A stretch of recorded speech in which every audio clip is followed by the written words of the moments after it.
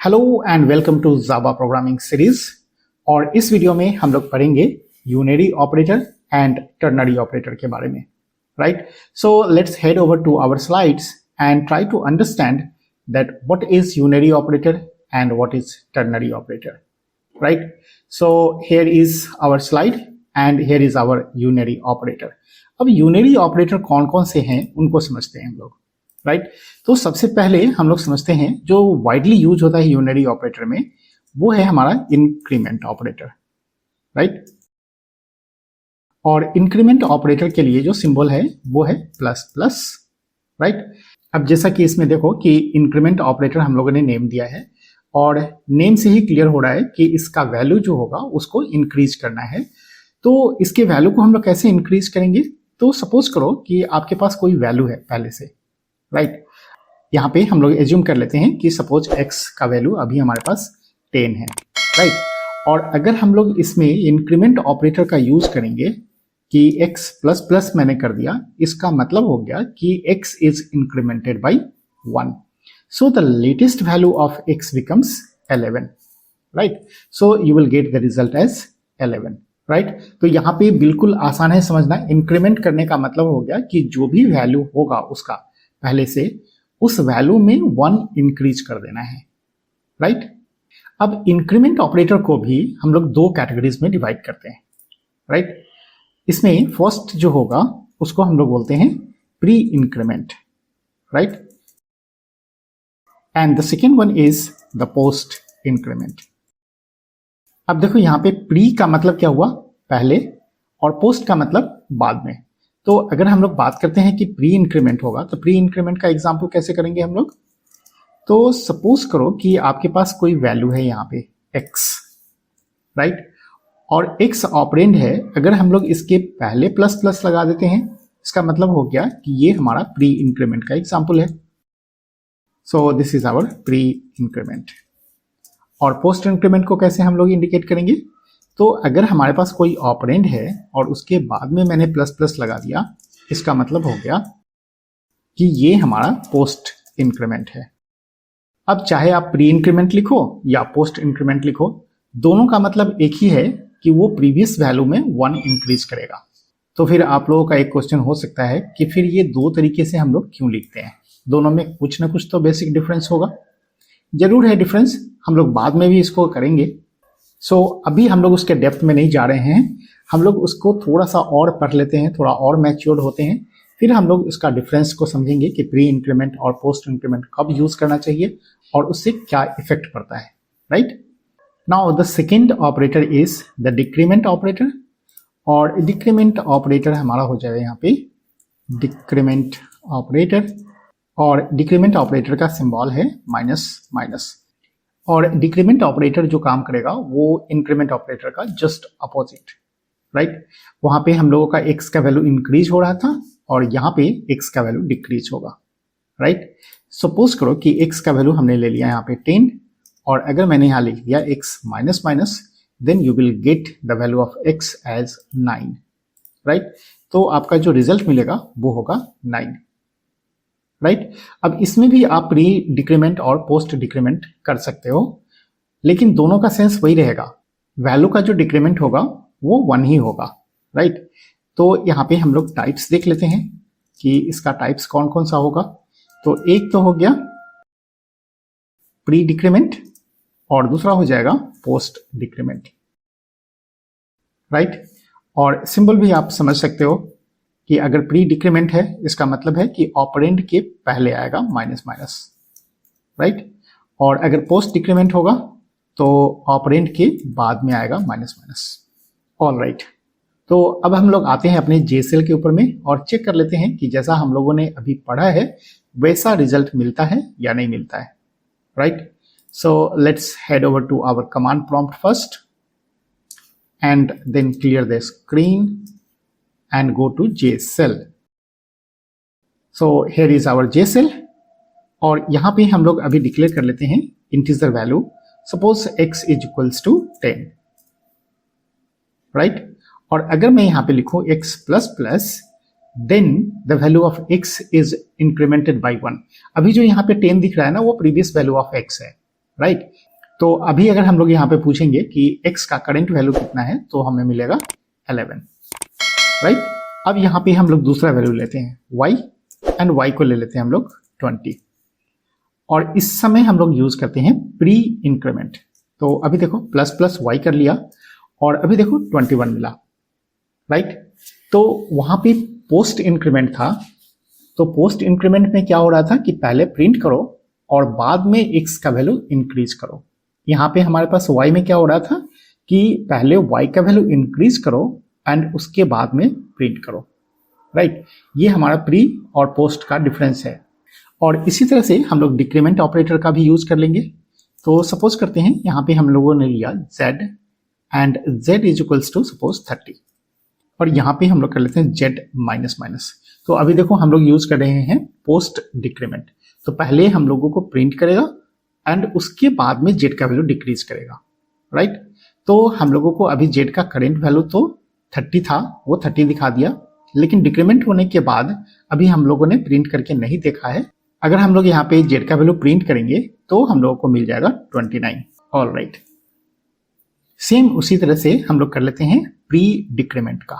तो उसके लिए एक अलग वेरिएबल हम लोग ले लेते हैं यहाँ पे कि r is equals to 12 and then right here minus minus r। तो पहले क्या होगा कि पहले डिक्रीमेंट करो, प्री डिक्रीमेंट है, प्री मतलब पहले। सो पहले आप r के वैल्यू को डिक्रीज करो एंड उसके बाद r का वैल्यू प्रिंट करना। तो पहले डिक्रीज कर दिया मतलब 11 हो गया, और 11 हम लोगों को मिल जाएगा रिजल्ट। सो हम लोगों ने यूनरी ऑपरेटर को यहाँ पे देखा। अब देखो कि यूनरी ऑपरेटर जो हम लोग कर रहे थे उसमें हम लोगों ने बात किया था कि यूनरी ऑपरेटर हम उन सारे ऑपरेटर को बोलेंगे जिन्हें केवल वन ऑपरेंड की जरूरत होती है, राइट। जैसे यहाँ पे देखो, अगर हमने यहाँ पे ऑपरेशन परफॉर्म किया कि x माइनस माइनस, इसमें हम लोगों को केवल x का जरूरत पड़ा, राइट। दो ऑपरेंड का जरूरत नहीं है। नॉर्मली जब हम लोग कोई भी अरिथमेटिक ऑपरेशन परफॉर्म करते हैं तो वहां पे हम लोगों को सिंगल ऑपरेटर के साथ कम से कम दो ऑपरेंड चाहिए होता है, राइट। जैसे अगर हम लोगों को कोई एडिशन परफॉर्म करना है तो यहाँ पे हम लोगों को x प्लस वाई ऐसे चाहिए, तो एक सिंगल ऑपरेटर के साथ हमको दो ऑपरेंड चाहिए। लेकिन यहाँ पे देखो कि एक माइनस ऑपरेटर जो है हमारा उसके साथ सिंगल ऑपरेंड है, और यहाँ पे हम लोगों को कैलकुलेट करके रिजल्ट भी दे रहा है कि x इक्वल टू 9 है, राइट।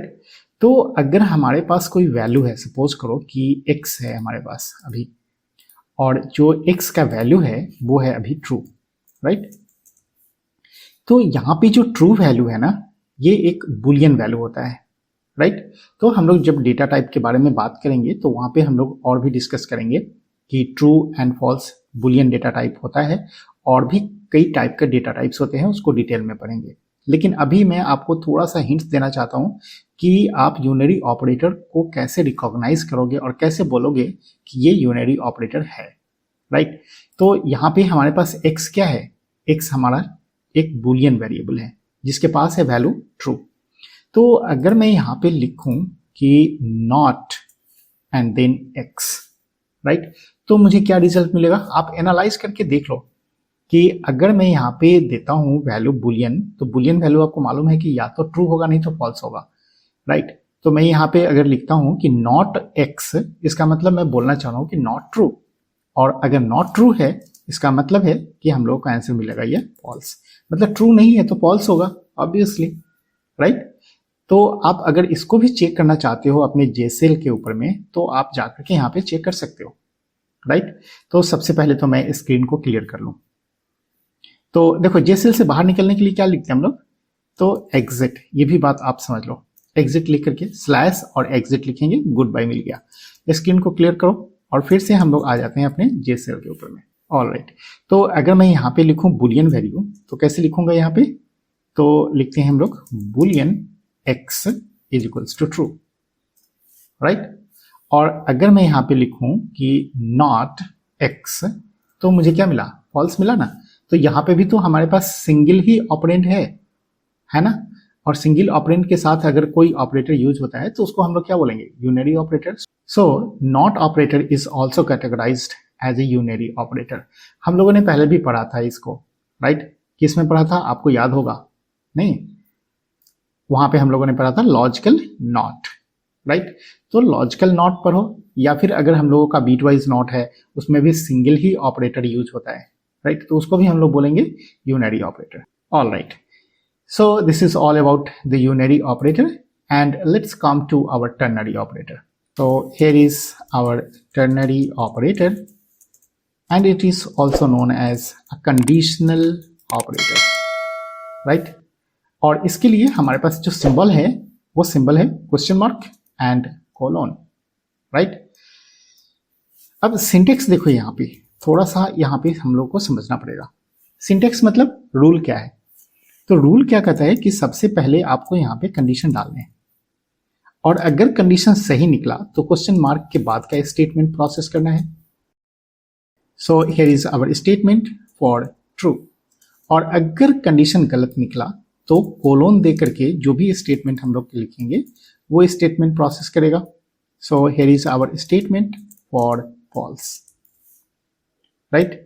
एग्जाम्पल के लिए अगर हम लोग यहाँ पे लिखते हैं कि suppose 12 is greater than 90, then I want to say that we have to display 200, right, otherwise we have to produce the answer as 500, right. और यहां से जो भी रिजल्ट निकलेगा उस वैल्यू को हम लोग किसी वेरिएबल के अंदर में स्टोर कर सकते हैं, राइट। तो अभी आप इसको समझो कि अगर हमारा 12 बड़ा है 90 से, right, then it will return the answer as 200, and if it is false then it will return 500, और जो भी रिजल्ट आएगा उसको स्टोर करेगा टी में, और आप टी को प्रिंट करके चेक कर सकते हो, है ना। So let's come to JCell and check whether it is working और नॉट। तो यहाँ पे देखो कि आपका जो रिजल्ट है वो इंटीजर आने वाला है, तो मैंने टी को इंटीजर डिक्लेयर कर दिया, राइट। अब हम लोग यहाँ पे लिखते हैं कि टी इज इक्वल्स टू, और जो भी आपने वहां लिखा है एग्जैक्टली वैसा लिख करके हम लोग देखते हैं। 12 is greater than 90, then I want the result as 200, otherwise 500, right. So you see the 12 is greater than 90 is false, right, and if it is false then we are getting here 500। लेकिन अगर ये condition true होता, right, तो हमको मिलता 200, right. तो अब आप सोचोगे कि ऐसा मैं क्यों कर रहा हूं, क्योंकि मुझे तो मालूम है ना कि 12 इज ग्रेटर देन 90 फॉल्स होगा, राइट। तो जब मुझे पहले से मालूम है तो क्यों लिख रहा हूं, ये इसलिए लिख रहा हूं क्योंकि फ्यूचर में हो सकता है कि यहाँ पे 12 और 90 के जगह पर कोई वेरिएबल हो, राइट, और उस वेरिएबल का वैल्यू हमको डायनेमिकली मिलने वाला हो, है ना। डायनेमिकली मिलने का मतलब हो गया कि यूजर से इनपुट लेंगे और उस वैल्यू को हम लोग कंपेयर करके चेक करेंगे, राइट। तो अभी अगर आपको पूरा डिटेल नहीं समझ में आ रहा है तो कोई दिक्कत नहीं है, अभी हमारे पास बहुत सारे टाइम है समझने के लिए, हम लोग बाद में भी समझेंगे इसको।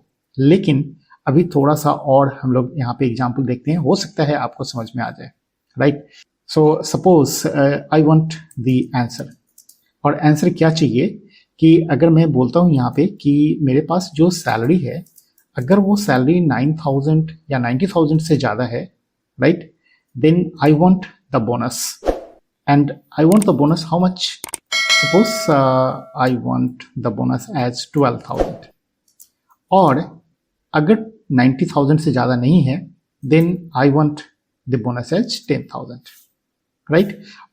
तो आप देखो कि सैलरी तो मुझे नहीं मालूम है, और ये जो सैलरी होगा ना ये हम लोग कीबोर्ड से इनपुट करवा लेंगे, राइट।